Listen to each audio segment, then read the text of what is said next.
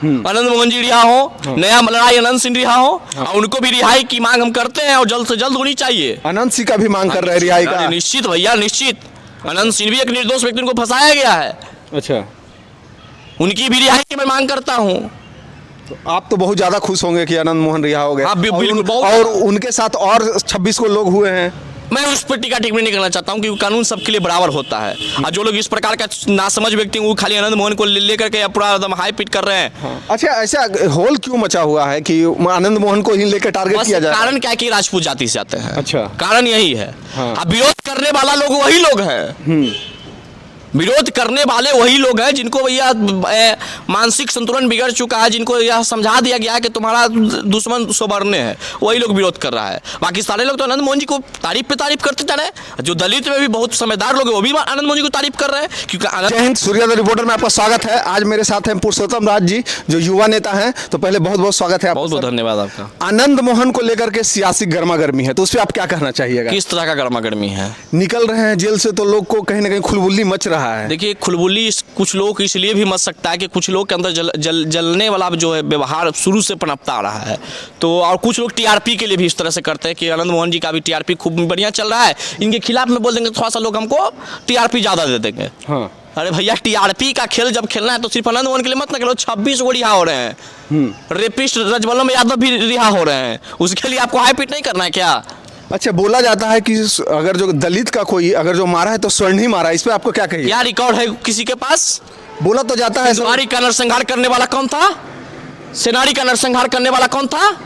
भुला गए क्या उन लोग? हाल फिलहाल में भी छपरा में नरसंहार हुआ है, मधुबनी में नरसंहार हुआ है। कौन करने वाला था?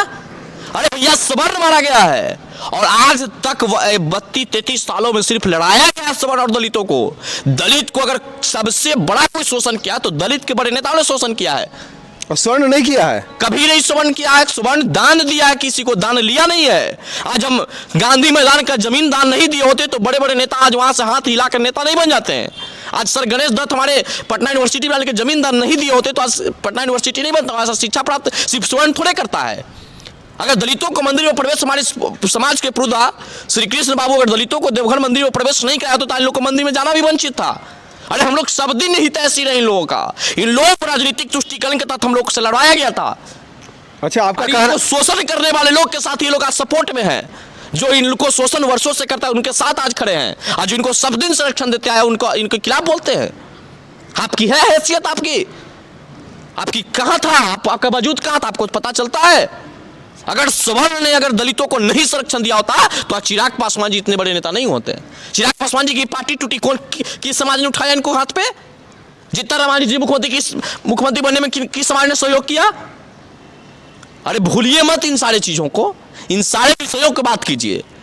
जिस समय दलितों का मंदिर में प्रवेश वर्जित था, उसमें हमारे समाज के प्रधान श्री कृष्ण बाबू ने दलितों को देवघर मंदिर में प्रवेश कराकर ये सारे भेदभाव तोड़ दिए थे।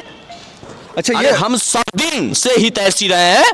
आज लड़वाने का जो काम आज कर रहा है, आज आनंद मोहन जी के यहाँ पे लोग जो हाई पिट कर रहे हैं, मैं उनसे पूछना चाहता हूं, जब देश के अंदर एक कानून में संशोधन किया गया, ST/ST कानून में संशोधन किया गया था, उसमें आपकी आवाज कहां चला गया था? उसमें आपकी आवाज कहां दब गया था? बड़े चले हैं हत्यारा को, इन लोग का नाम है कि हत्यारा को रिहा किया गया, जिनको बहुत बुरा लग रहा है। शर्म नहीं आती है?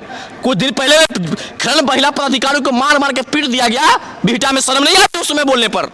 अच्छा हो कानून बतिया ने। अरे बिहार हमेशा से गलत तुष्टीकरण की नीति से हर लोगों को फंसाया गया है। इसका साक्षात गवाही बहुत लोग हैं, इसका साक्षात उदाहरण बहुत सारे लोग हैं। आज समाज के युवा हैं।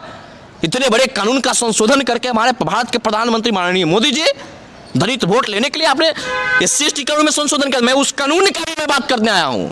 उस कानून में भी संशोधन होनी चाहिए। बिना जांच का कोई अगर जल जाएगा तो सड़क पर उतर कर आंदोलन भी करेंगे। हाई पिट तुम कर लो। आने वाला समय इस कानून पर भी संशोधन करवा के समाज रहेगा। जब हमारे जाते हैं तो किसी को नहीं छोड़ते, हाथ में खंसों को तलवार करते हैं और सबको नीचे झुका दे, उसको परशुराम वंशज कहते हैं। सबको झुकाया हमने, लड़ाई लंबी लड़ी, साल भर लगा, लेकिन आनंद मोहन जी को रिहाई करवाही के माने हम लोग। अच्छा, 10% आरक्षण PM मोदी भी तो दिए हैं लोगों को, स्वर्ण लोगों को। हम उनको सरकार दिए हैं। आपको ये समझ में नहीं आती? आप 10% आरक्षण का लॉलीपॉप हमको दिए हैं।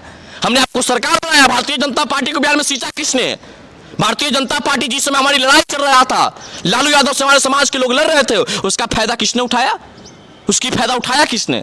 उसका फायदा डायरेक्ट वे में उठाया भारतीय जनता पार्टी। कैलाश पतिमी से जो भाजपा के भीष्म पितामह कहे जाते थे, वो किस सभा से आते थे? डॉक्टर सीपी ठाकुर, जिसमें भारतीय जनता पार्टी के बिहार में वजूद नहीं था, उसमें बिहार में वजूद बनाने का मतलब काम कर रहे थे हम लोग।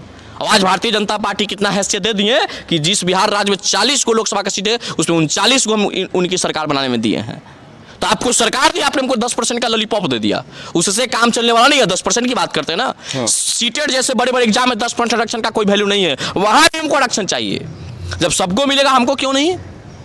वहां भी हमको चाहिए, और 10 नहीं 30 चाहिए। क्योंकि जब बिहार में जातीय जनगणना हुआ ही है, जातीय जनगणना इसलिए बिहार में हुआ था कि जिसकी जितनी हिस्सेदारी उसकी उतनी भागीदारी है।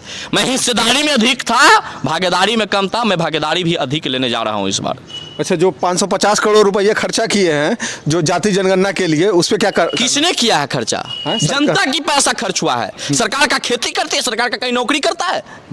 क्या नीतीश जी अपने निजी फंड से करवाए? तेजस्वी जी अपने निजी फंड से करवाए? वो जनता की सरकारी फंड से इस जनगणना हुआ है। वो जनता की पैसा है। आनंद मोहन के लिए आप बहुत पहले भी बहुत सारा मुद्दा उठाए थे, मगर आप कितना खुश हैं या नाराज हैं, क्या बताएं? आज हमें बहुत ज्यादा खुशी मिला जब किसी व्यक्ति, जब कोई विद्यार्थी परीक्षा में सफल हो जाता है, उसको कितना अंदर खुशी होता होगा। आनंद मोहन जी का लगाव सिर्फ यादवों से नहीं, राजपूतों से नहीं रहा है। आनंद मोहन जी की लगाव बिहार के तमाम जातियों से रहा है। तो आनंद मोहन जी को सब लोग नेता मानता है। बाकी जिनको चिंता बड़ी, वो अपना जाए, अपना दुकान चलाए, जहाँ चलना है चलना है। चलिए, बहुत बहुत शुक्रिया, और सूर्या द रिपोर्टर देखने के लिए धन्यवाद। और हमारे साथ थे पुरुषोत्तम राज जी। Thank you. धन्यवाद।